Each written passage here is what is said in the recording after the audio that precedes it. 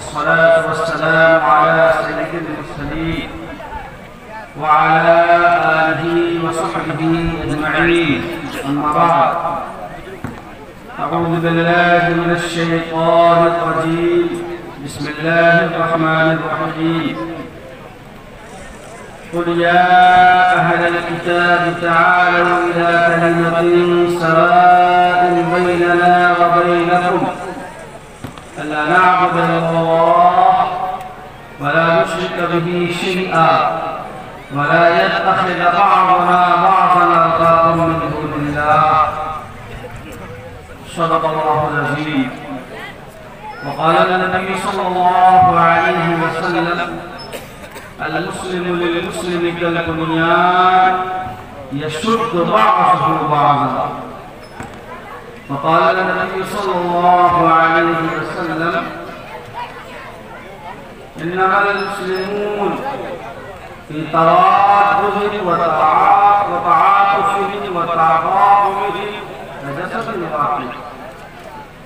وكما قال النبي صلى الله عليه وسلم.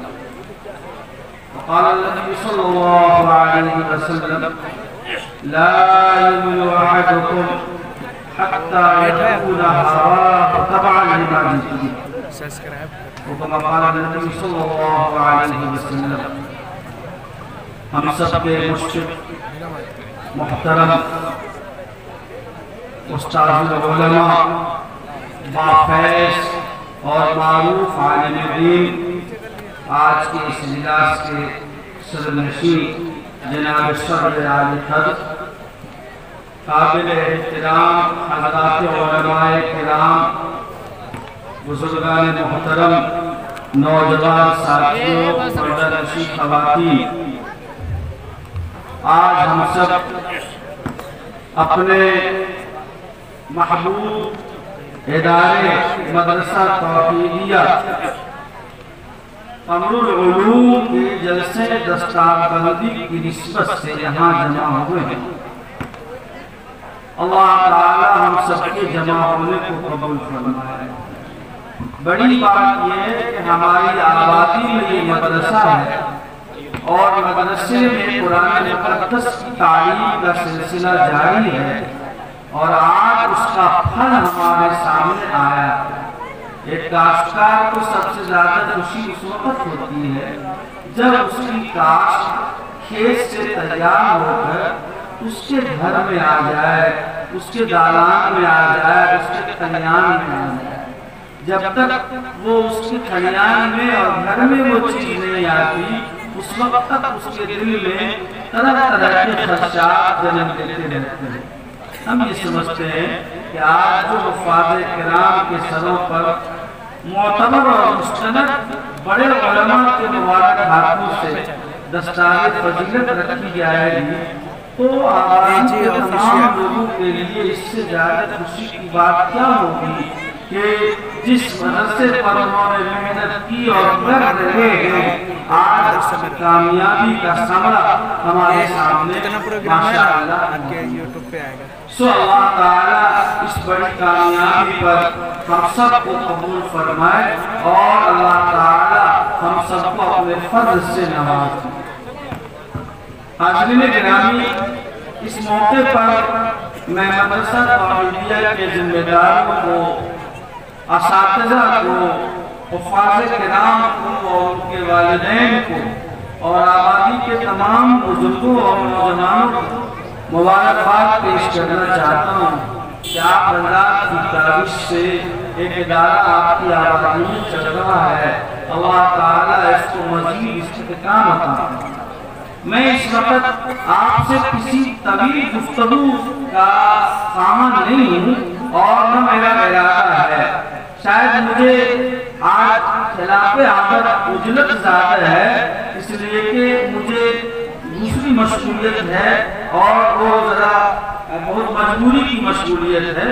इसलिए हमारे रफ़ीक़ मोहतरम जनाब मौलाना अहमद हुसैन कासिमी साहब मुआविन नाज़िम ने तवील गुफ्तगू फरमा दी है।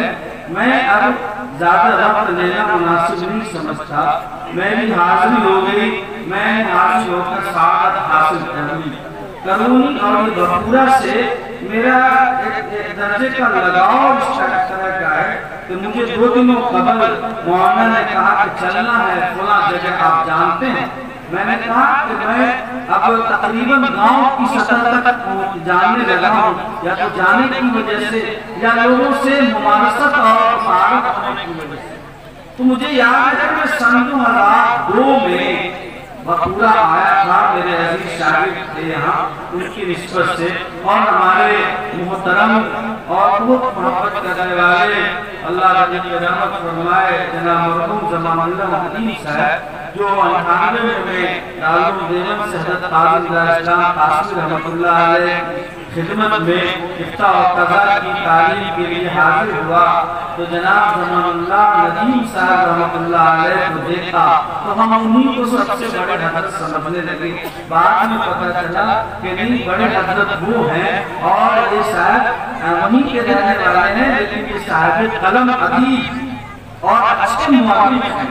तो मैं इस आबादी में तकरीबन 20 साल पहले या 19 साल पहले आया कि मेरे शागिर्द भी मुझसे पढ़ते थे उस जमाने में, तो उसके घर आना हुआ था मोहब्बतों से, इसलिए मेरी हाजिरी हो गई। तो मैं समझता हूँ कि मेरी बहुत ज़्यादा खुशी हुई। एक बार कहीं आदमी जा चुका होता है और दोबारा जाने का मौका मिलता है तो कितनी बहुत खुशी महसूस होती। इसलिए मैं आज सिर्फ 3 बातें कहूँगा, नंबर 1 चंद मिनटों में 3 बात। पहली बात तो ये है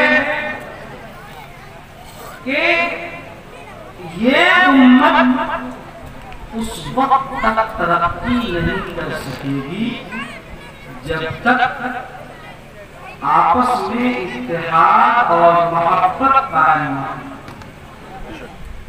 ये तय है। आका मौला जनाब मुहम्मद रसूलुल्लाह सल्लल्लाहु अलैहि वसल्लम ने जितना जोर उम्मत के इत्तेहाद पर और उम्मत के को जोड़े रखने पर दिया है, गौर करेंगे तो ऐसा मालूम होगा कि गोया कि उम्मत को मुत्तहिद करना वैसे ही फर्ज है जैसे नमाज पढ़ना फर्ज है, रोजा रखना।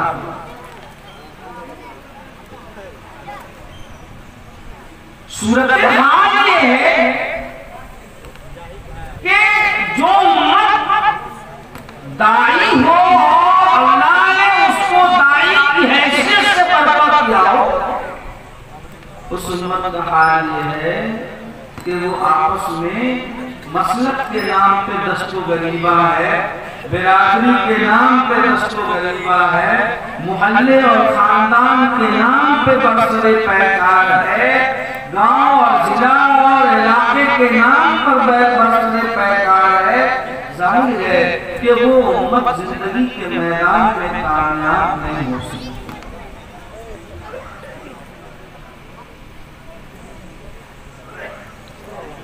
वो जिसका कलमा है, जिसका नबी है, जिसका किबला है, काबा है, किताब है, अल्लाह है, रसूल है, उस कौम का हाल ये है कि वो बिरादरी की बुनियाद पर, नस्ल की बुनियाद पर, इलाके की बुनियाद पर, मोहल्ले की बुनियाद पर एक दूसरे को जलील करे, एक दूसरे को नंगा करे, एक दूसरे को बेआबरू करे, एक दूसरे को जेल के सलाखों के पीछे पहुंचाए, एक दूसरे पर बहतान लगाए, एक दूसरे पर इल्जाम तराशियां करे। हर हाल में मोमिनाना फितरत और मोमिनाना खसलत के मुतसरे नौ दहर के हालात बदलदार, सरे नौ दहर के हालात बदलदार, तदबीर से तकदीर के दिन रात बदल जा।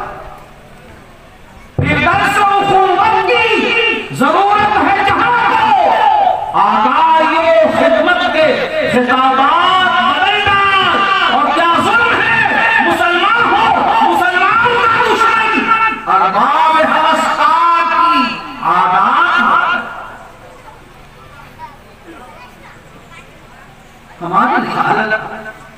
तो ये है कि आज दुनिया की सारी कौमें आसमानों पे कलंदे डाल रही हैं और हम जैसे मुसलमान अब तक इस झगड़े से अपने आप को नहीं निकाल सके कि आका व मौला जनाब मोहम्मद रसूलुल्लाह सल्लल्लाहु अलैहि वसल्लम पर जो सलाम खड़े होकर पढ़ना है या बैठकर पढ़ना है। हुजूर को पर्दा फरमाए हुए 1400 साल हो गए गमों में और हम ये नहीं समझ सके कि रसूलुल्लाह सल्लल्लाहु अलैहि वसल्लम पर दुरूद व सलाम कैसे हम इसीलिए है बोलिए है। अरे वो यहूद व नसारा आपस में शिद्दत की अदालत के बावजूद जिनकी दुश्मनी का तज़किरा कुरान मुक़द्दस में फरमाया वक़ालतुल यहूद लैसत नसारा अला शै वक़ालतुल नसारा लैसत यहूद अला, दोनों एक दूसरे को बदअकीदा कहते हैं और ईसाइयों के गुमान के मुताबिक नऊज़ बिल्लाह उनके नबी के कातिल यहूदी हैं। ये अलग बात है कि कुरान मुक़द्दस में फरमाया मा क़तलूहु व मा सलबूहु वलाकिन शुब्बिहा लहुम, लेकिन उनका गुमान नहीं है इसलिए वो सलीम लगाते हैं कि फांसी नहीं दी। ऐसी सख्त दुश्मनी के बावजूद आज वो एक प्लेटफॉर्म पर खड़े हैं और आका व मौला जनाब मोहम्मद रसूलुल्लाह सल्लल्लाहु अलैहि वसल्लम की उम्मत को मिटा देना चाहते हैं। वो सब मिल गए, हजारों लाखों माबूदों को पूजने वाले लोग एक प्लेटफॉर्म पे खड़े हैं और ये एक अल्लाह के सामने झुकने वाले लोग दर्जनों मुस्तक़बिल और दर्जनों फिराक़ों में बैठे हुए हैं।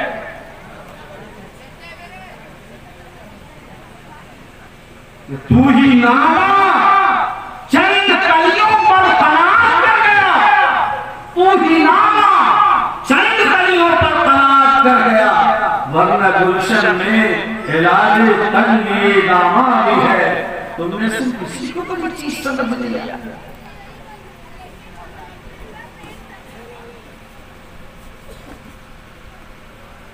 वलसालीन के बाद आमीन जोर से कहना है या धीरे से इसी झगड़े में फंसे रहिए। हाथ यहाँ बांधना है या यहाँ बांधना है, आज मुसलमान इसी झमेले में पड़ा हुआ है और किसी को ये फुर्सत नहीं मिलती कि हाथ यहाँ बांधना हो या यहाँ बांधो या वहाँ बांधो। अरे मैं कम से कम अल्लाह का नाम तो ले लो, मैं दुरूद व सलाम तुम्हें खड़े होकर पढ़ना हो या बैठकर पढ़ना हो या सोते पढ़ना हो या चलते हुए पढ़ना हो। अरे मर्दों कम से कम पढ़ना तो शुरू करो यार, बाद में तय कर लेंगे कि कैसे पढ़ना।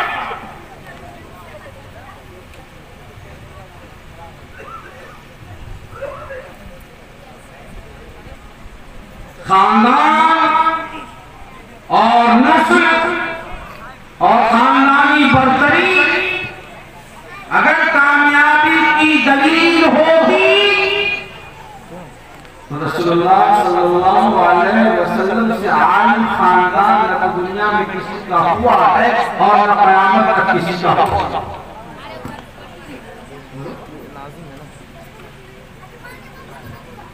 नहीं होगा ये बात। लेकिन वो अबू जहल कौन है? वो अबू जहल कौन है जिसके बारे में कुरान ने फरमाया तब्बत यदा अबी लहब। वो अबू जहल कौन है जिसके बारे में फरमाया तो वो ईमान नहीं लाएंगे। खत्म अल्लाहु अला कुलूबिहिम व अला समइहिम व अला अबसारिहिम। वो आपस सल्लल्लाहु अलैहि वसल्लम के चचा थे, बनु हाशिम से थे और उनका खानदान अरब में सबसे आला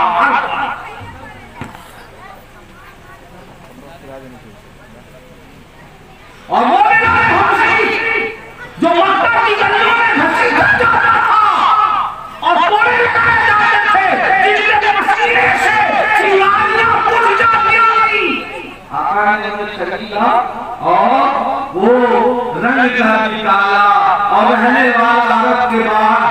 का, और उनका स्टेटस ये है कि वो गुलाम है, खरीदे बेचे जाते हैं।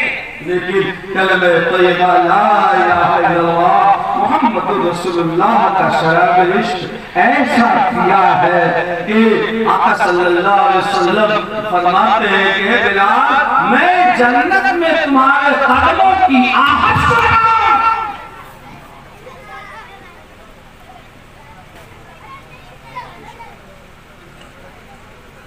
मैं शेख हूं, मैं सैयद हूं, मैं खान हूं, और मैं पठान हूं, और मेरा बाप ये था, और मेरा दादा यूं था, और मेरा फलां यूं था। अल्लाह के नजदीक ये धंधा पानी नहीं चलेगा।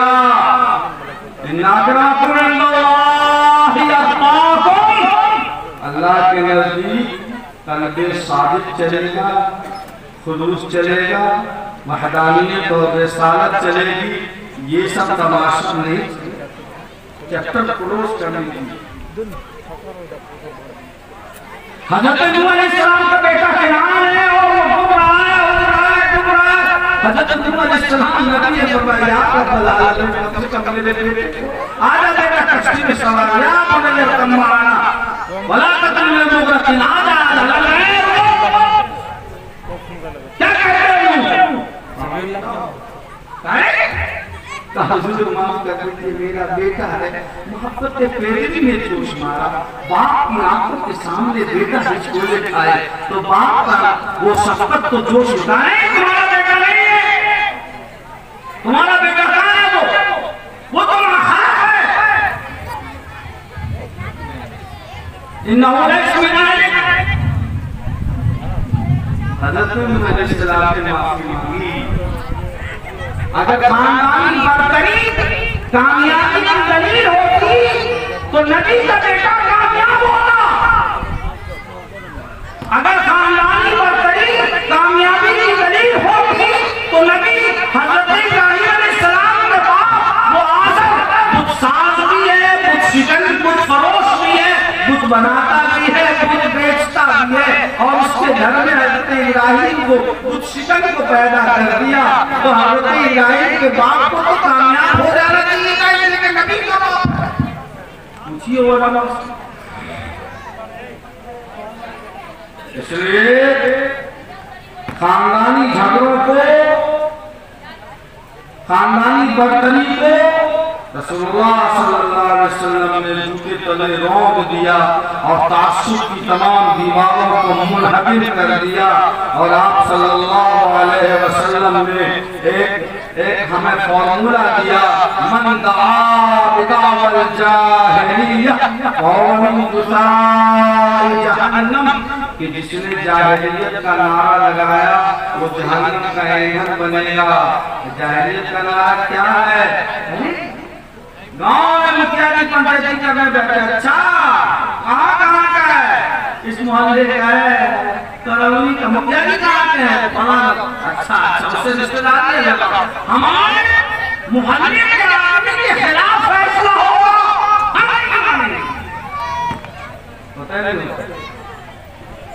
हमारे गाँव के खिलाफ। अरे इसमें तो हमारी नाक जा रही है। ये मिजाज सिर्फ मुश्रिकों का नहीं बल्कि मोमिनों का भी है। ला यजरिमन्नकुम शनान कौमिन अला अल्ला ताअदिलू इअदिलू हुवा अक़रबु लित्तक़वा। लोगों, तुम्हें किसी खानदान की, किसी कौम की, किसी तबके की, किसी फिरके की दुश्मनी इस बात पर आमादा न करे कि तुम इंसाफ के तरह से हट जाओ। देखो अदल करो, इंसाफ।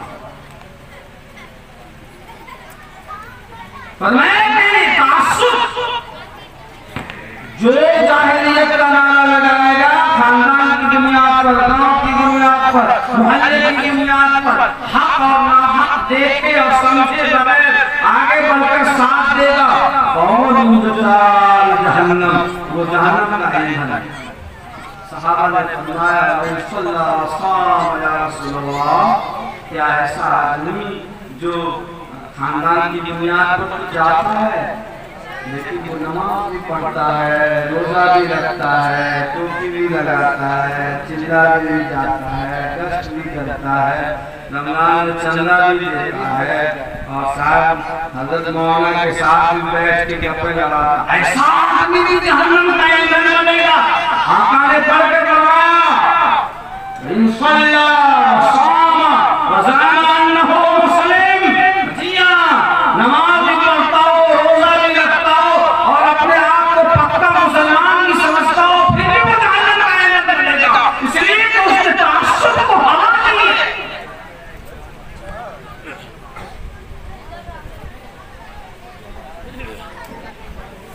मेरे भाइयों, हमने कहा आदमी दूसरे आदमी के लिए सबूत है, सहारा है, छोटी मोटी चीजों को नजरअंदाज करके बहस देते हुए एक दूसरे से गले मिलना, गले मिलने की कोशिश करना, एक दूसरे के दरमियान सुलह कराना, ये बहुत बड़ी इबादत है।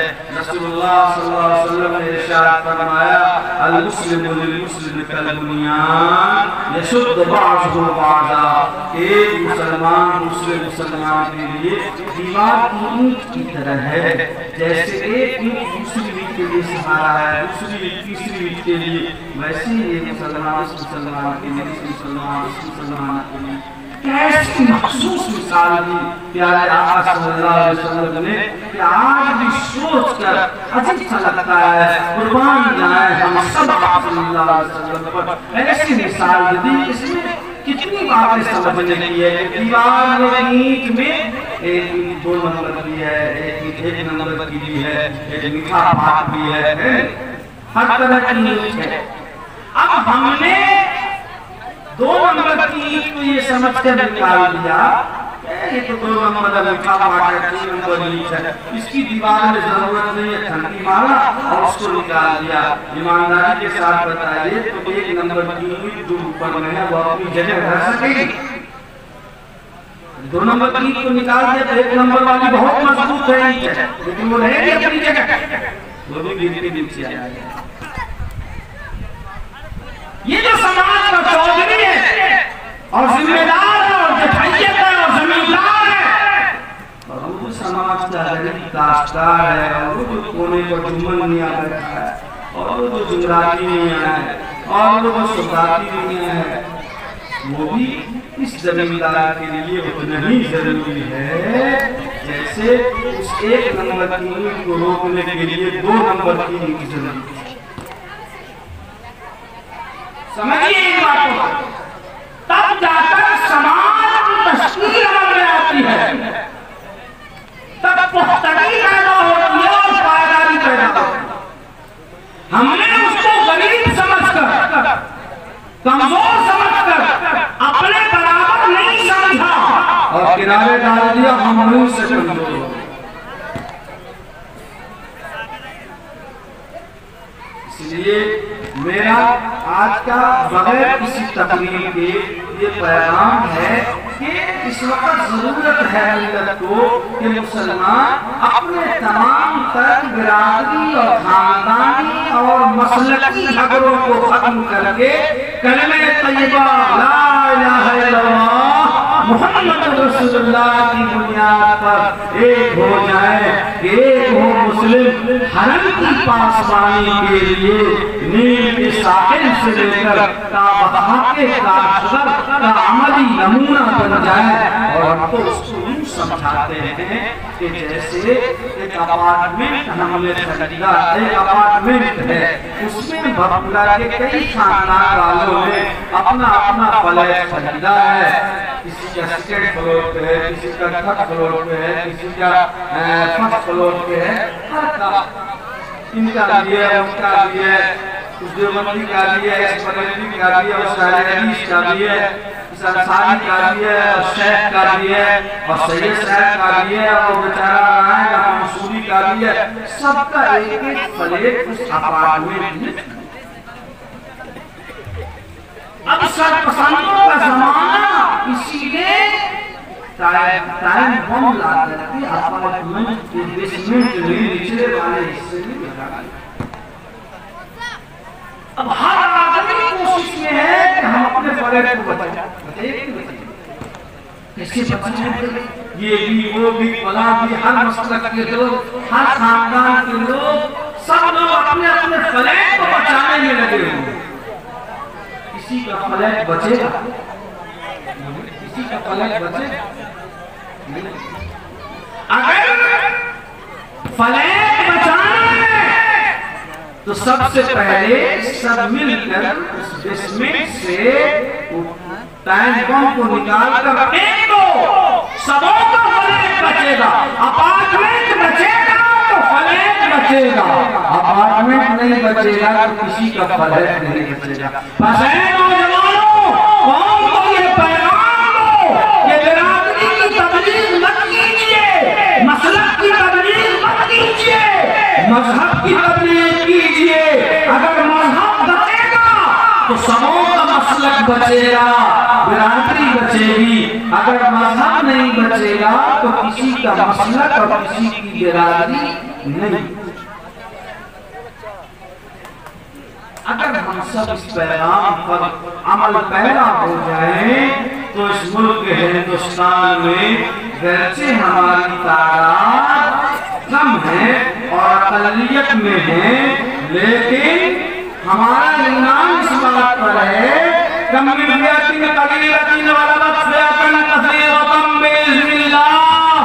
छोटी छोटी और मुट्ठी भर जमातें बड़ी बड़ी जमातों पर गालिब आ जाती हैं। और हमारा आज भी ये दावा है कि वक्त हमको खोखली दीवार में समझ सदियों से ज़लज़लों के मुकाबिल रहा हुए वो जज्बा बाकी है, वो कुव्वत ईमानी बाकी है, वो गैरत और हमीयत, वो हरारत ईमानी बाकी है। अभी वो चीजें बुरी नहीं है, वो जो छोटी सी चिंगारी है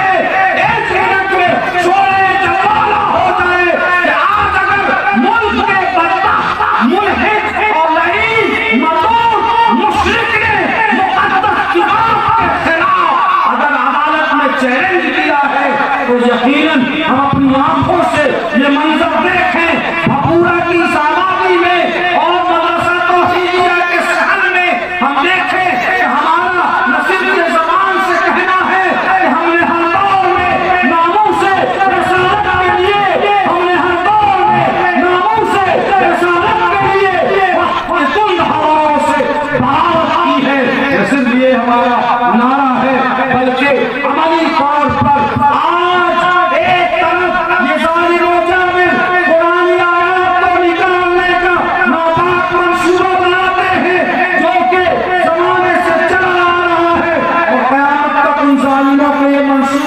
चलते रहेंगे और अल्लाह जिल्लत की नाक उनकी लगाता रहेगा और अल्लाह ताला उनको ज़लील करता रहेगा। लेकिन ये कुरान का इम्तियाज देखो और कुरान मुक़द्दस का मोजज़ा देखिए।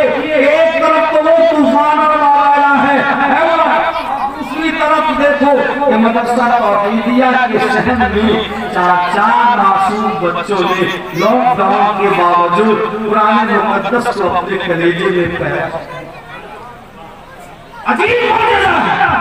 मैं परसों आया, ये बुलाया मुफ्ती मुबीन साहब गांव में गिरदीपुर में 7 बच्चे। उससे पहले साल में अलीगढ़ पटने में एक मौलाना हमारे शागिर्द के भी शागिर्द हैं। आप घबराइए मत, मैं पुराना फारूक संतान ने कहा ताजुब मत कीजिएगा, आजकल लोग कैलकुलेटर लेके बैठते हैं। वो अब उन्होंने कमरा किराया लेकर हजरत वो लॉकडाउन में शुरू करा, उसके 7 बच्चे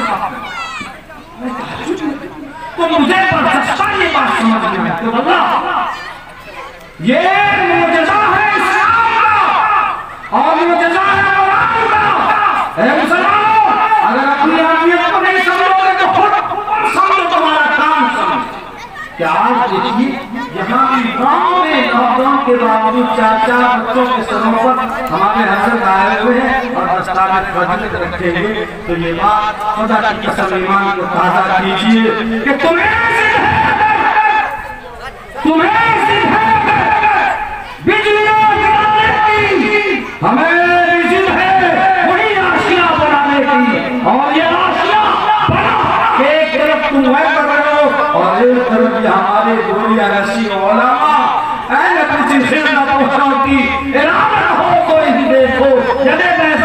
बैठे हैं अपने आसनों में। ये गांव में लॉकडाउन के बावजूद अपनी नस्ल का हाफिज़ कुरान बनाने लगे हैं माशाअल्लाह। तो देखिए उधर वो जिद है, इधर ये है, ये कसम कसम खींचा पानी में अल्लाह ताला ईमान को हक को गालिब करता है। कलिमतुल्लाह है अल-उलिया और अल्लाह का झंडा बुलंद हो। इसलिए ईमान को पुख्ता कीजिए, यही वो चीज है। आप देख लीजिए ईमान में इजाफा होता है, ताजगी पैदा होती है, नहीं होती है। जहां सवाल है कि मुसलमानों ने इस मुल्क में क्या किया और कितनी कुर्बानियां दी हैं और कुर्बानियां देते रहेंगे, सारी जहमतों के बावजूद एक बात तो तय है, आज भी ईमान कमजोर है हमारा, गुनहगार है हम, माना कि हमें उतना ताल्लुक इस्लामी अहकामात से जो होना चाहिए नहीं है। लेकिन इतनी बात मुसल्लम है कि ताज़ीम इक़्तिदार जरूरी तो है, ताज़ीम इक़्तिदार जरूरी तो है। इतना न सर झुका कि दस्तार गिर पड़े, हम उस दर्जे को नहीं पहुंचे हैं और हम अपना सर इस अंदाज में कमजोर ईमान होने के बावजूद भी नहीं झुका सकते कि हमारी दस्तार है। हम अपनी दस्तार की कीमत दी, ये आज भी इतनी गैरत अल्हम्दुलिल्लाह जिंदा है और यही ईमान की अलामत। अल्लाह ताला इस इदारे को कबूल फरमाए, वफाज को और असातिज़ा को कबूल फरमाए, इत्तेहाद के साथ ईमान को ताज़ा करे। एक दूसरी बात मुझे कहनी है कि मुसलमानों, अगर इस मुल्क में जिसका तज़किरा हमारे मौलाना अहमद हुसैन साहब कर रहे थे, बहुत अच्छा जिक्र है, लेकिन हमारा ये मानना क्या अगर मुसलमान इस मुल्क में अपने हुकूक हासिल करना चाहते हैं तो जरूरी है कि अपनी नस्ल के हाथों में वो एजुकेशन का हथियार दें और एजुकेशन की तलवार आप बच्चों के हाथों में दीजिए। तालीम के हथियार से वो इस मुल्क के सरकसंदों से अपना हिस्सा साफ दीजिए। ये कंपटीशन का दौर है, ये मुकाबले का दौर है, एजुकेशन का दौर है, ये तालीमी इनकलाब का दौर है, ये टेक्नोलॉजी का दौर है। जिस अंदाज में ज़माना मुतालबा करे उसी अंदाज में हमारा जवाब तैयार रहना चाहिए।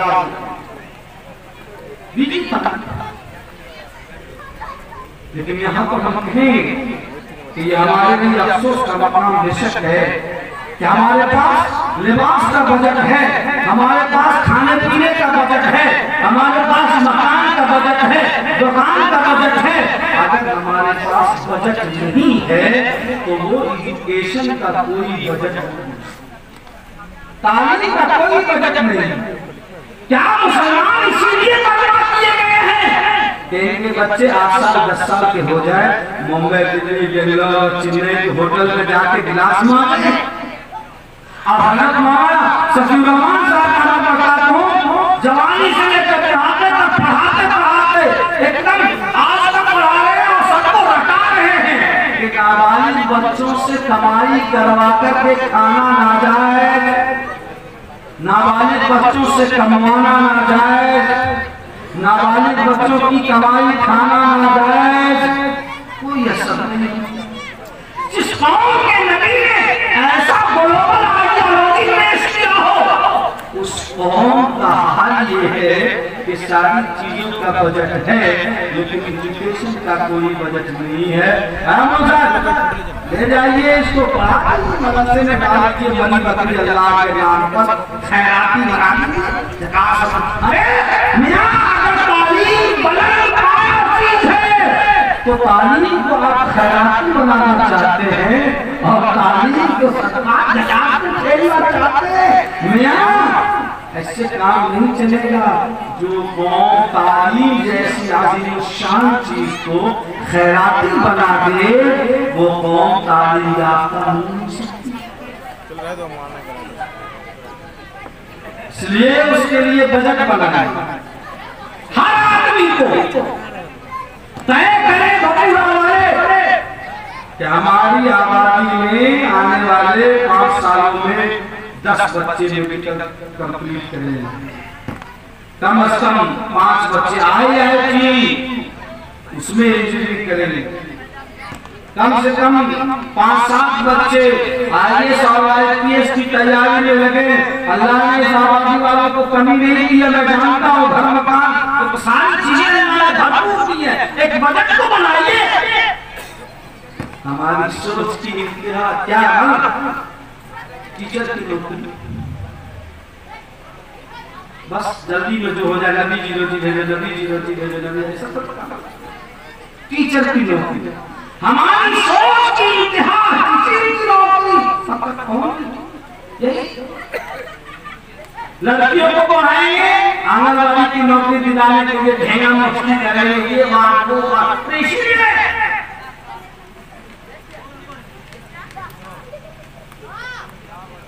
सितारों से आगे कहां है? अभी इसके इम्तिहान और भी है। कहां अटके हुए हो गया? कहां टीचर अटके हुए हो? ये दे दो वो दे दो। अरे आसमान छीन लो, तमाम सुनाए चांद तुम्हारे। सोच कीजिए, फिक्र की परवाह ऊंची कीजिए, तब जाकर कामयाबी मिलेगी। हमारी सोच की इंतहा यही तक है, कभी ही रह जाते हैं। अगर बुलंदी यहाँ पर होगी तो कम से कम यहाँ तक जरूर आएगी। याद रखिए, गन का लाइसेंस लेना हो तो तोप का अप्लाई करने का मिजाज बनाओ, तब गन का लाइसेंस मिलेगा। अगर आपने सिर्फ गन के लिए अप्लाई किया तो पटाखा का भी लाइसेंस नहीं। मिजाज बुलंद कीजिए, मिजाज बुलंद कीजिए, तब जाकर कामयाबी मिलेगी। तो इंशाअल्लाह हम सब तालीम के लिए बजट बनाएंगे। और अखीर में मेरी बात नहीं है तो इस वक्त बड़ी तादाद में हमारी बच्चियां इब्तिदा से शिकार हो रही हैं और मुश्किल के साथ वो दोस्ती करके वो हमारे दहलीज से बाहर कदम निकाल रही हैं। लेकिन जिले में 12-12 14 ऐसे हैं पास, तो ये बड़ी बेइज्जती की बात है। और उसकी बड़ी वजह है वो ताख़ीर से शादी होना और शादियाँ महंगी होना और मुतालबात की फहरिस्त तवील होना। ये मेरी वजह है, जहाँ और भी वजह हो सकती है, सबसे बड़ा रीज़न ये है। इसलिए कौम की जिम्मेदारी और उलमा की जिम्मेदारी है कि अपनी नस्लों की हिफाजत के लिए जरूर इसकी तरफ तवज्जो दें। हम समझते हैं कि इन्हीं बातों से मुतासिर होकर मुस्लिम मसला बोर्ड ने भी 10 रोज़ा इस्लामी माशरत की तहरीक चलाई है, जिसका मौला हम सामने जिक्र किया है। अल्लाह ताला हम सबको अपनी इस्लाह की तौफीक अता फरमाए, अपने भाइयों की इस्लाह की तौफीक अता फरमाए और अपने बच्चे को दीन, ईमान और कुरान की तालीम लाज़िमन देने और दिलवाने की तौफीक अता फरमाए। ये भी तय कर लीजिए कि भक्ता का करोनी का एक भी बच्चा और एक भी बच्ची ऐसी न रहे जो कुरान पढ़ी हुई या कुरान पढ़ा हुआ, बस इतनी सी बाकी सारा मामला ठीक हो जाएगा इंशाअल्लाह। अल्लाह ताला हम सबके जमा होने को कबूल फरमाए, कही गई बातों पर अमल की तौफीक अता फरमाए। हमारे पास और बहुत सारे उलमा हैं और तकरीर हैं, उन सबों पर खिताब होना है, तो मैं समझता हूँ कि इतनी बात हमारे साथ के लिए काफ़ी है। शुक्रिया।